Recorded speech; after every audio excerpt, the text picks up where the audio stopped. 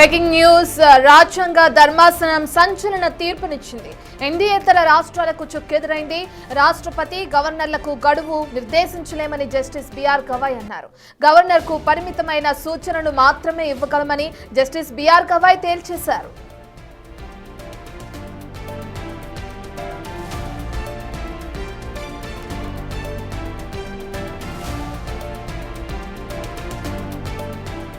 రాష్ట్రపతి గవర్నర్లకు గడువును నిర్దేశించలేమంటూ కూడా జస్టిస్ బిఆర్ గవాయ్ అంటూ కూడా మనం చూస్తున్నాం. దానికి సంబంధించిన పూర్తి డీటెయిల్స్ అందించడానికి ఢిల్లీ నుంచి మా ప్రతినిధి శివ అందుబాటులో ఉన్నారు. రెడ్ శివ.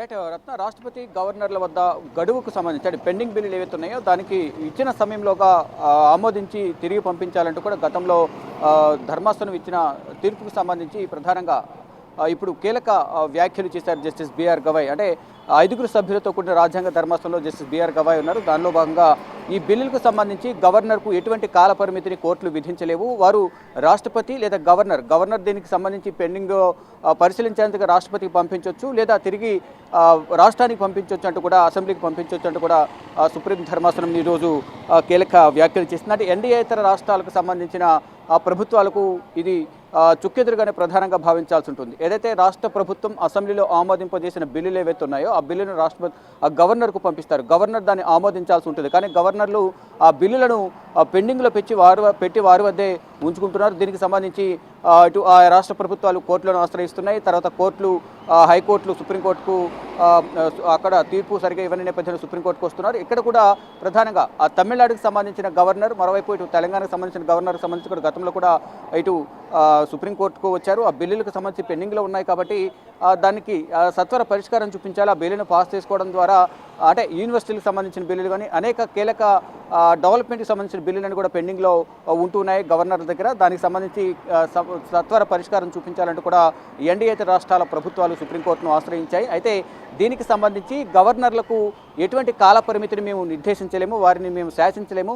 గవర్నర్కు విచక్షణ అధికారాలు, ఆయనకు అధికారాలు ఉంటాయి కాబట్టి గవర్నర్ లేదా రాష్ట్రపతి కార్యనిర్వాహక అధికారాలను ఆక్రమించడం రాజ్యాంగ స్ఫూర్తికి, అధికార విభజన సూత్రానికి విరుద్ధంగా ఉందంటూ కూడా ఈరోజు రాజ్యాంగ ధర్మాసనంలోని ప్రధాన న్యాయమూర్తి జస్టిస్ బిఆర్ గవాయ్ ఈ 5 సభ్యుల తరపున ఆయన తన వ్యాఖ్యలను తెలియజేశారు. రాష్ట్రపతి సూచనకు అనుకూలంగా కేంద్ర రాష్ట్ర ప్రభుత్వాల వాదనను సుప్రీంకోర్టు తీర్పులో జస్టిస్ బిఆర్ గవాయ్ తెలియజేశారు. గవర్నర్ బిల్లుకు తన ఆమోదం ఇవ్వకపోతే దాన్ని అసెంబ్లీకి పంపించాలంటూ కూడా సుప్రీంకోర్టు తెలియజేస్తారు. అంటే ఒకవేళ ఈ బిల్లులకు సంబంధించి గవర్నర్ బిల్లులకు ఆమోదం ఇవ్వకపోతే తిరిగి మళ్ళీ అసెంబ్లీకి పంపించవచ్చు, మళ్ళీ ఇటు కోర్టుల సలహాలు సూచనలు తీసుకోవచ్చు అనేది ప్రధానంగా సుప్రీంకోర్టు ప్రధాన న్యాయమూర్తి జస్టిస్ బిఆర్ గవాయ్ తెలియజేశారు. అయితే గతంలో ద్విసభ్య ధర్మాసనం తమిళనాడుకు సంబంధించిన బిల్లులకు సంబంధించిన తీర్పు అనేది రాజ్యాంగ విరుద్ధం అంటూ కూడా జస్టిస్ బిఆర్ గవాయ్ తెలియజేశారు. అంటే గతంలో ద్విసభ్య ధర్మాసనంలో ప్రధాన న్యాయమూర్తి justice BR Gavai one of the న్యాయమూర్తిగా ఉన్నారు. కానీ ఇప్పుడు అదే న్యాయమూర్తి దీన్ని విరుద్ధం అంటూ కూడా వ్యాఖ్యలు చేయడం పట్ల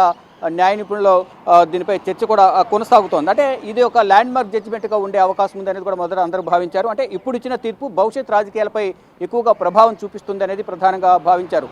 అంటే గవర్నర్లకు అధికారాలను కోర్టు పరిధిలోకి తీసుకోలేము, కోర్టులకు గడువు విధించే, కాలపరిమితి విధించే అధికారం లేదు అనేది ప్రధానంగా ఇప్పుడు ఈరోజు ఇచ్చిన తీర్పుని బట్టి అర్థమవుతుంది. దీన్ని ఒక సంచలన తీర్పుగానే అందరూ భావిస్తున్నారు.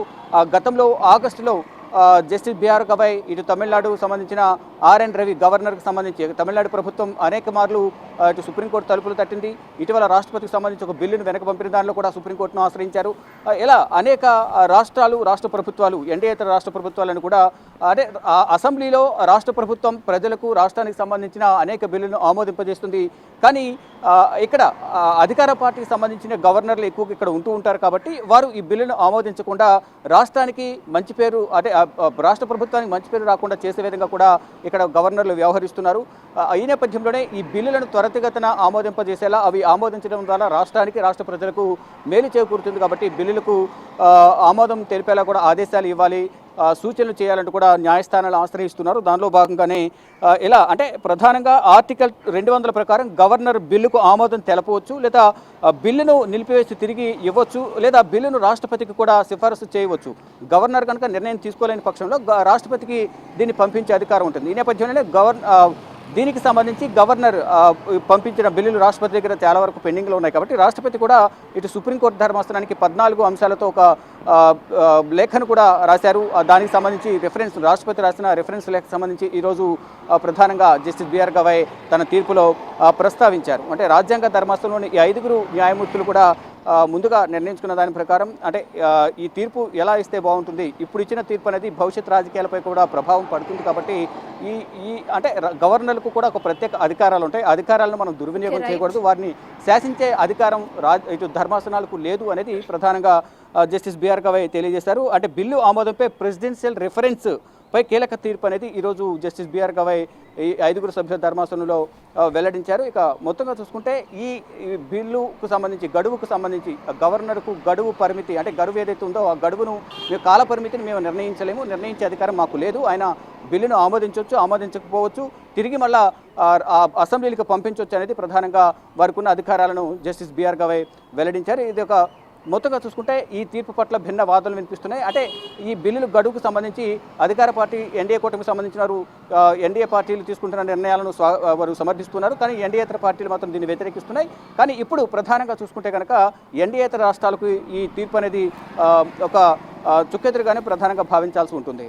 Right, thank you Shiva.